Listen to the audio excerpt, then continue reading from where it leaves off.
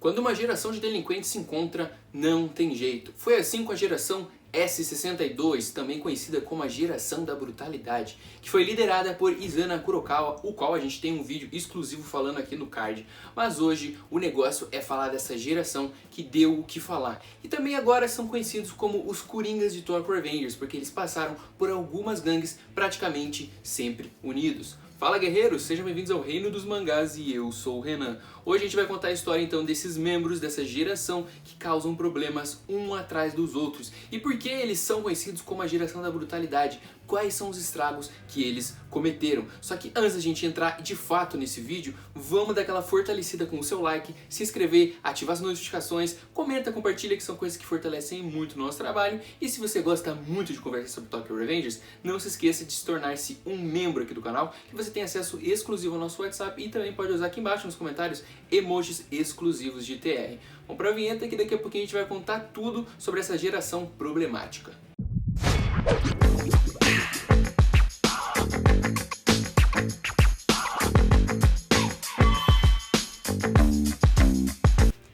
Menores de idade cometem alguns crimes, seja assassinato, seja roubo, seja qualquer tipo de delinquência, eles não vão diretamente para a prisão. Isso acontece aqui no Brasil, também acontece no Japão. Eles acabam sendo encaminhados para um reformatório, onde teoricamente eles vão tentar aí aprender os seus erros e serem recolocados na sociedade. Só que não é bem assim que as coisas funcionaram em Tokyo Revengers. Por quê? Alguns deles acabaram se encontrando no reformatório porque eles eram extremamente perigosos. E foi assim que a geração S62 foi criada. Um momento, aí a gente teve um encontro de vários caras poderosos dentro desse reformatório e a gente teve um grande líder, aquele que acabou derrotando todos aqueles que já derrotavam todos em sua volta. Eu tô falando do Izana, que se tornou o líder da 8ª geração da Black Dragons quando ele saiu do reformatório, e mais tarde, para confrontar Mike, ele criou a Tenjiku, recrutando esses caras poderosos que ele encontrou no reformatório. E assim, cada um ali teve seu próprio pecado, alguns crimes que eles cometeram para ser conhecidos como caras tão perigosos.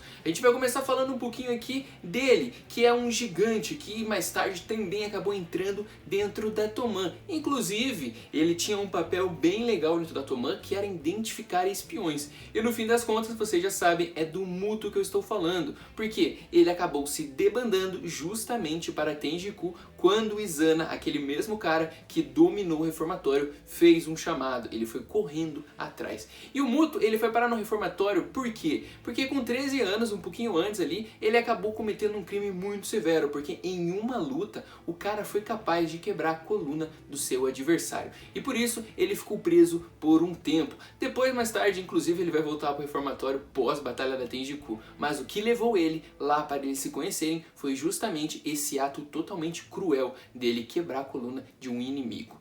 Outro cara que também cometeu alguns crimes pesados era o Mochizuki, outro membro dessa geração, também um gigante muito poderoso. Você deve lembrar dele principalmente das lutas onde ele acabou dando uma surra tremenda no Shifuyo, só que o seu primeiro embate assim conhecido foi alguma luta onde ele estava acabando com seu adversário, e quando a polícia chegou para separar, acabar com o combate, o Mochizuki, com apenas 13 anos, acabou aí batendo no policial e por isso foi preso também. E aí, vocês começam a se perguntar quem mais faz parte dessa geração. E é claro que nós não podemos esquecer de uma dupla muito poderosa, que são os irmãos Haitani, Han e Hindou, sendo o Hindou aí o mais novo e o Han o mais velho. São dois caras extremamente ágeis e também utilizam todos os meios que eles encontram. Ou seja, quando você assiste Tokyo Revengers, quando você lê, você percebe que tem alguns personagens que utilizam armas brancas, inclusive alguns até armas de fogo, mas os irmãos Haitani são conhecidos também por utilizar essas armas brancas, sejam bastões, sejam qualquer tipo de coisa que dê um pouquinho de vantagem dentro do combate. Enquanto o Han é muito mais ágil, a gente tem o Hindou, por exemplo, utilizando golpes que lembram o Jiu-Jitsu.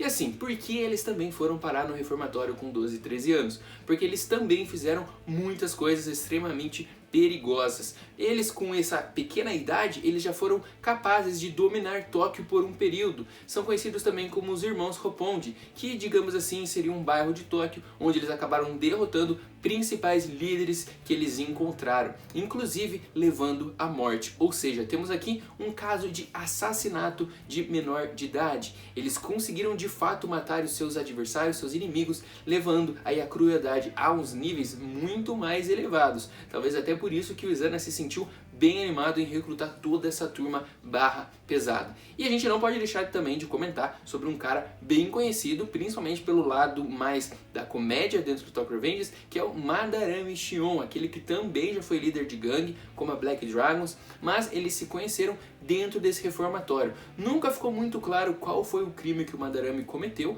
mas a gente sempre percebeu que ele era um cara também muito cruel, utilizava muito bem a sua gangue para cometer crimes, por exemplo, como roubos, e também espancava muita gente.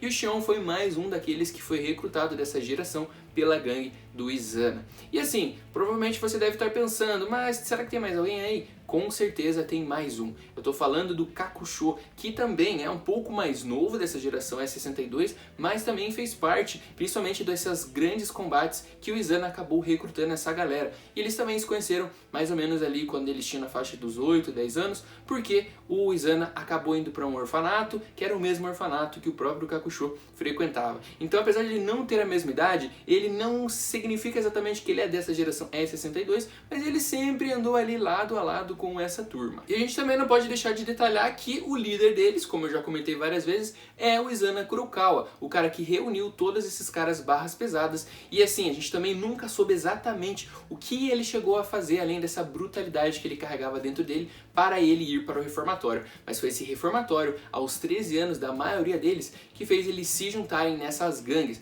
E olha, como eu chamo eles de Coringa de Tokyo Revengers, vocês já devem até entender o porquê. Porque nós estamos falando de uma turma que se conheceu no reformatório, andou junto dentro da gangue Tenjiku. Quando Izana infelizmente faleceu, eles andaram junto dentro da próxima gangue, que foi a Hokuhara Tandai, sob a liderança do Tyrannosaurus. E como vocês estão observando agora, dentro desse arco final, onde as coisas vão pegar fogo, e eu sei que vocês estão animados, não se esqueçam que aqui no canal a gente faz review toda terça-feira dos capítulos novos.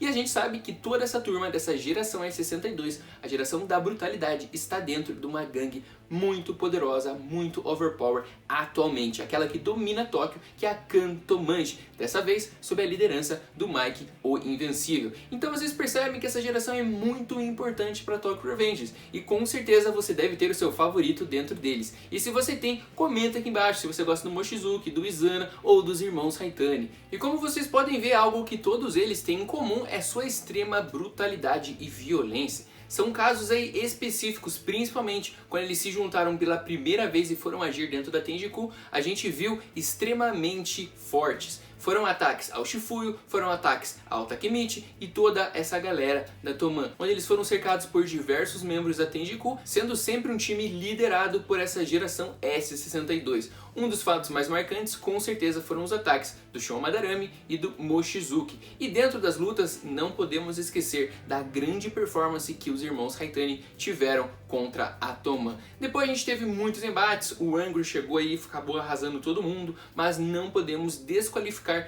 toda a força dessa geração, principalmente quando a gente fala de Muto e Mochizuki, e com a liderança, obviamente, do Izana. Vamos ficando por aqui, galerinha, até a próxima, valeu!